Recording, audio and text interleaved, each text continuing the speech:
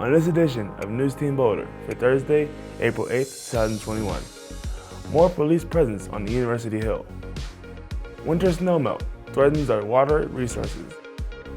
And later, it's a day of remembrance we will never forget.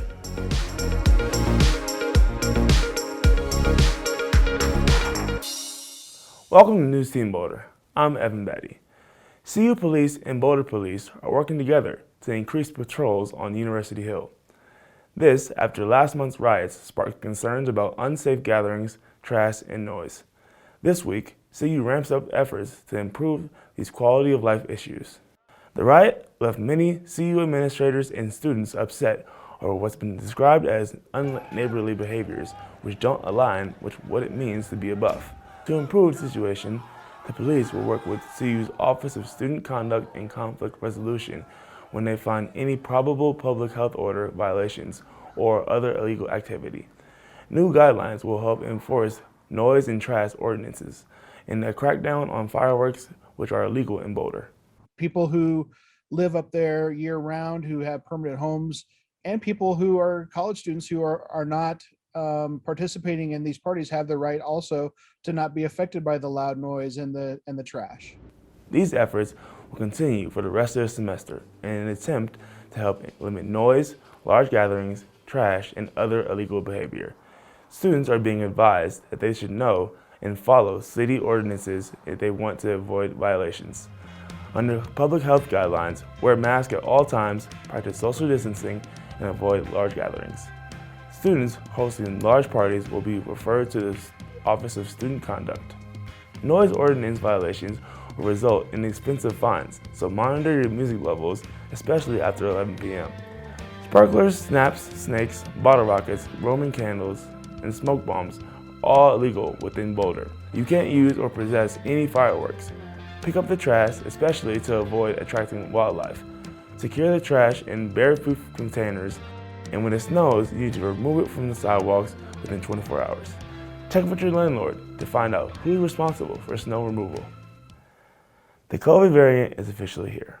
On Tuesday, the Colorado Department of Public Health and Environment confirmed the existence of the new COVID-19 P1 variant. The variant was found in 2 Boulder County residents. Little is known about the residents' travel history, but public health officials originally found the P1 variant in travelers coming from Brazil and arriving in Japan. To date, there are nearly 290 P1 cases identified in 25 U.S. jurisdictions, including the 2 found here in Colorado. Public health officials advise that people keep wearing masks, practice social distancing, and get vaccinated as soon as you're eligible. Early research suggests that the currently authorized vaccines are effective against known variants. The degrees may vary according to the strain, but experts stress getting vaccinated can provide significant protection against transmission and severe illness. The most critical front in the fight against coronavirus may now be the battle between the vaccine and the variants. As of Wednesday, the UK variant is officially the most dominant strain of the virus in the US. Case numbers are hovering at roughly what they were this time last summer and up 21% from 2 weeks ago. Hospitalizations are also up 6%. However, deaths are down 16% from 2 weeks ago. But despite that, and ramped up vaccinations, health officials warn it is premature to declare victory. CNN's Nick Watts reports. That more contagious coronavirus variant first found in the UK now dominates here in the US. It is the most common lineage, period.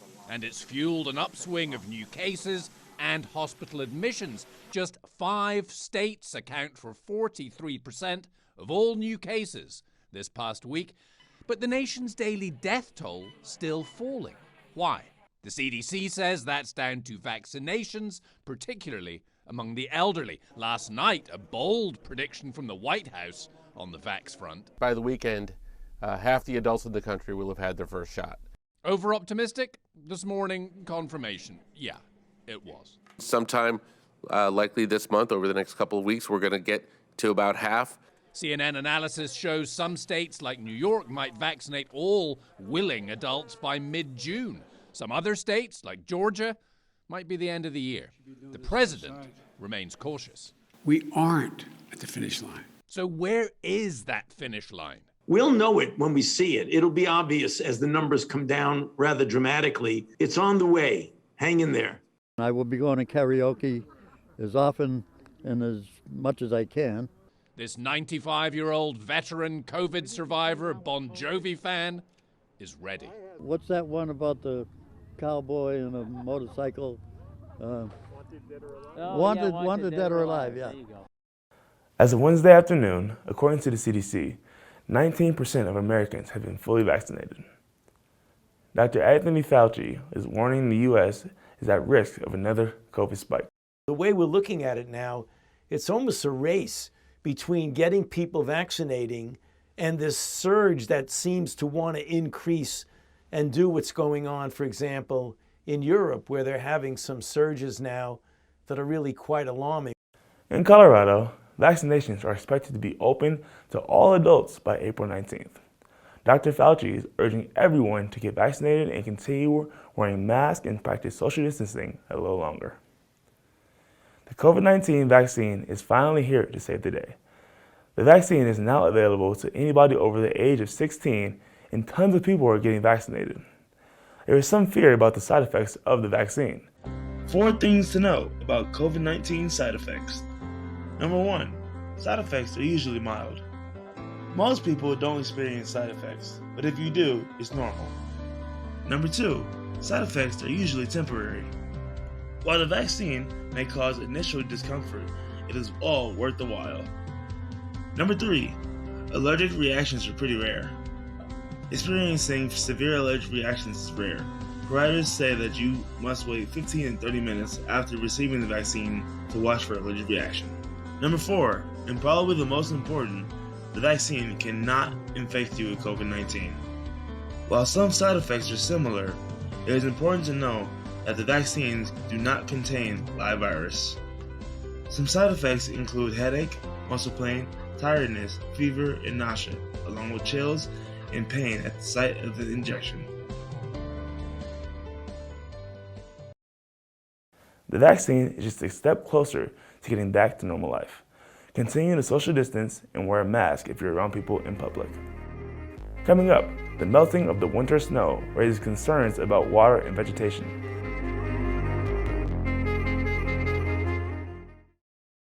I'm Morgan Freeman. I'm not a doctor, but I trust science.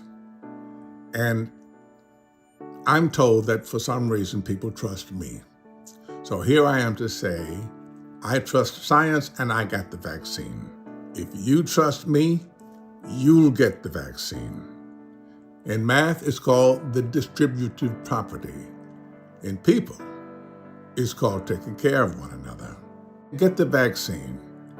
Help make our world a safe place for us to enjoy ourselves again. Please.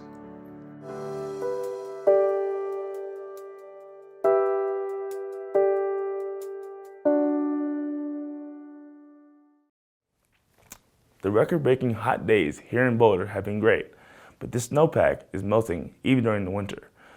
And this trend can have a bigger impact than we thought. NewsTeam reporter Grace Karaginis takes a closer look. CU's Institute of Arctic and Alpine Research has found that more snow is melting during the winter across the West. Since the late 1970s, the boundary between winter and spring has been slowly disappearing, and snowmelt is increasing in all cold season months instead of only in the springtime. The snowpack on these mountains act like water towers by reserving the water up high until the summer when the water starts to trickle down. That snowmelt then works like a natural drip irrigation system and is heavily relied upon during July and August. Any bit of moisture that might be flowing in the creeks as a result of late melting snow is a benefit and reduces that fire hazard. And what this is showing is a sign, an indicator that that water will no longer be available in that time of season.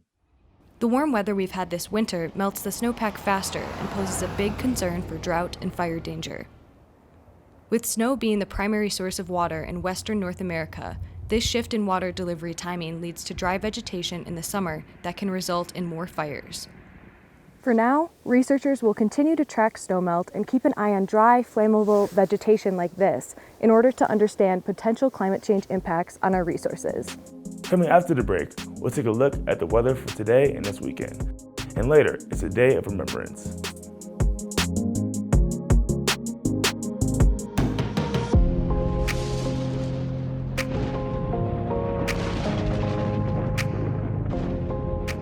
The warm weather continues, and it looked like we might have another beautiful weekend here in Boulder. This morning, we had some high-level moisture over the Front Range foothills, but that should diminish, leading to mostly sunny skies. There's going to be a high of 68 today, so pretty warm, but we might see gusty northwest winds this afternoon up to 35 miles per hour.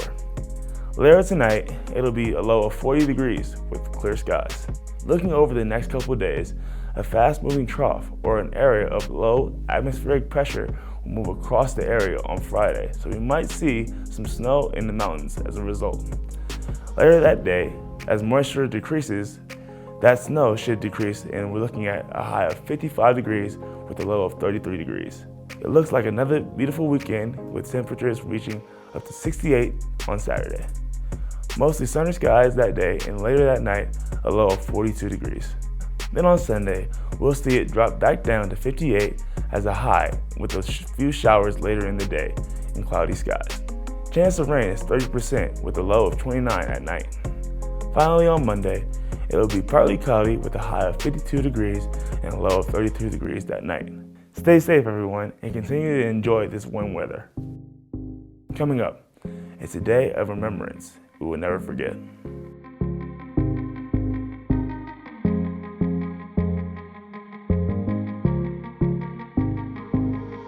Thursday is the Holocaust Day of Remembrance. The Holocaust was a state-sponsored persecution and murder of more than 6 million Jews and others by the Nazis and their allies. Holocaust Remembrance Day marks the anniversary of the Warsaw Ghetto uprising on the Hebrew calendar. It's called Yom HaShoah in Hebrew. In the U.S., days of remembrance run from the Sunday before Yom HaShoah to the following Sunday. That's it for NewsTeam Boulder. Follow us on Twitter at NewsTeam Boulder and on YouTube. Stay safe, everyone, and we'll see you again next week.